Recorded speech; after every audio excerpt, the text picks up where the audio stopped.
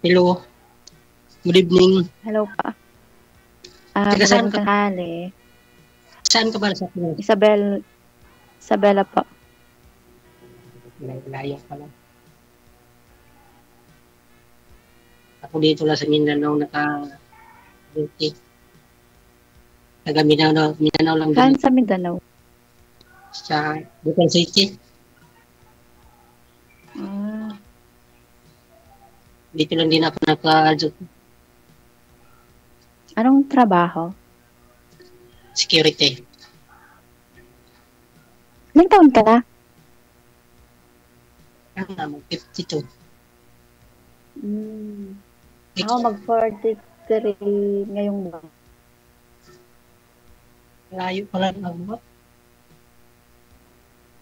Oo. Okay lang ba sa'yo? Ang layo pala ng agot. Ako mag-52. Mag-52 ako.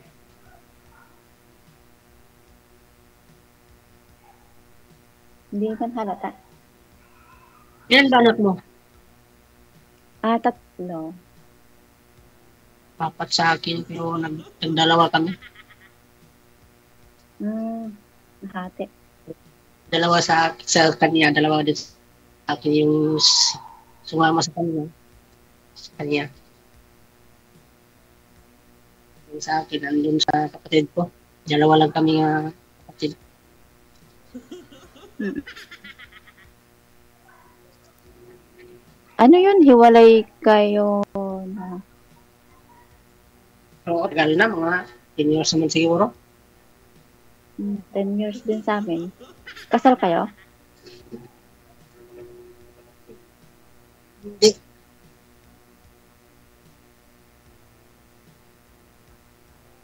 Kasal sana, kaso hiwalay yan.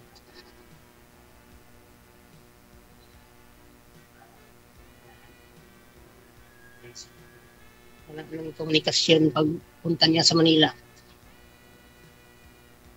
Mm-mm. Pangilang sali mo na po ito, sir? Dalawa. Kamusta ho kayo nang nakausap niyo po dati? Sa bilang din to, malayo. Hindi kami tuluyan kasi ayaw niya daw sa malayo. Challenge nga po. LDR lang daw. Challenge nga po yung pagmalayo. Kasi pag palagi ho kayo magkasama magsasawa rin kayo sa isa't isa. LDR lang daw.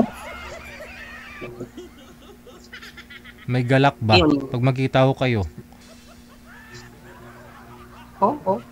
Depende naman siya. Pero kung magka-intindihan, magkita.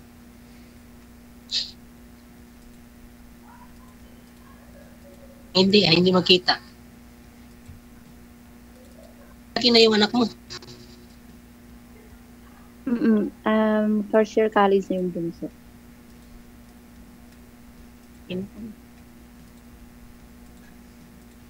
May secondary college din.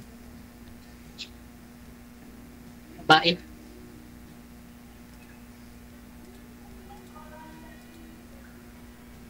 Tagal ka na dun sa saan ka? Saudi? Mag 5 years na. Hindi ka nakauwi? Umuwi ako nung July, tapos bumalik ako August kasi graduation nung panganay ko. 1 month lang yung bakasyon mo. 26 days lang siya kasi 2 days yung biyahe.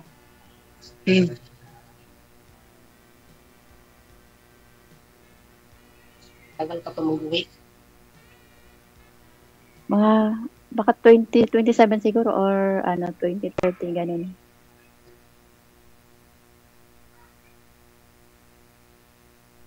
Yan.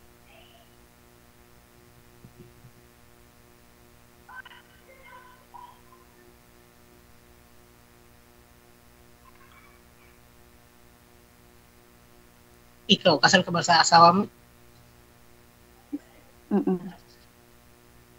Ano yun?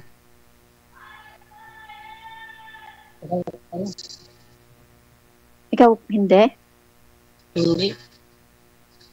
Ang hanap ka ng ano, yung hiwalay na hindi kasal.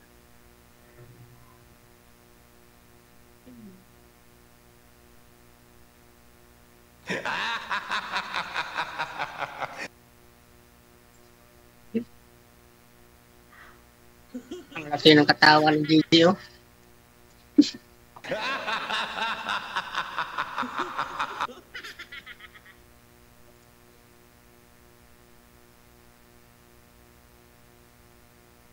Sa pag-uusap naman yan, kung si Gel ang pupunta sa'yo o ikaw pupunta sa kanya, doon ka na magtrabaho. Paano yung Gigi? Kasi sila. Hindi, wala nang problema yung kasal. Kung nag-uusap na ho sila ng maayos. Basta wag mo lang masyadong galingan, sir. Na baka ho, ano ba, makita ng ex ni ma'am na gumanda siya lalo, nag-blooming, ganun. Magsiselos talaga yon. Yung tama-tama lang. Wag mo lang masyadong pagandahan si ma'am.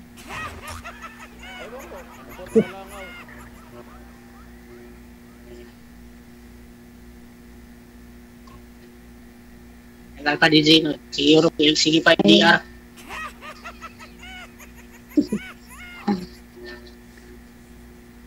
Yung pagmamahalan dyan lang sa signal.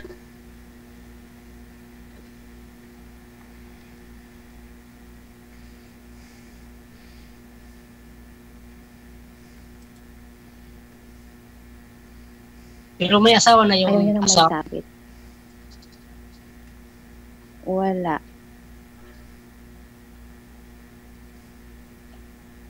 Wala. Sabi, kasi tagal naman kami. May asawa yun. Anong alak? Alak asawa niya. Alak yung asawa. Palaging lasing yung DJ. Kasi pabayaan na yung katawan niya, yung itsura, gano'n. Bakit ganun, no?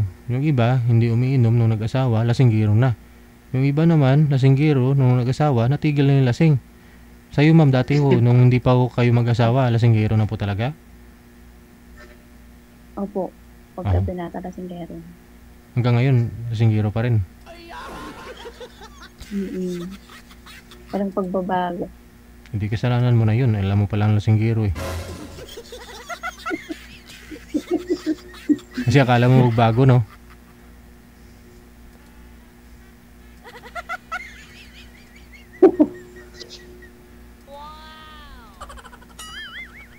May mga tao kasi na hindi. Alcoholic na ba yung katawan? Yun bang parang hindi mabuhay kapag wala na yung alak, no? Parang nasanay na. Hindi makatulog kung hindi makainom. Dami pira ikabili, DJ. Dami siguro pira ikabili ng... Mayaman na. Hanapan mo na lang siya ng iba, DJ. May sabit ako eh.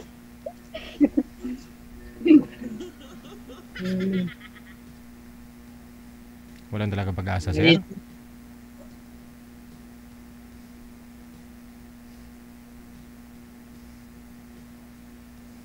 Okay, sabi niya, dito siya, si kasal sila.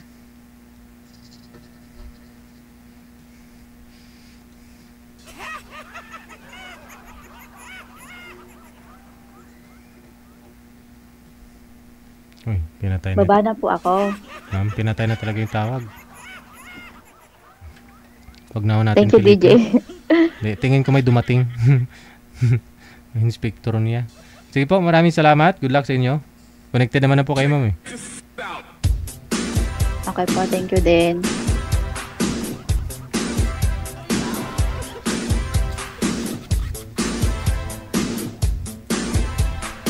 Baka natiktikan ka ng YC mo, sir, no? Baka nanonood din ngayon. Oras natin, 20 minutes after 9 o'clock.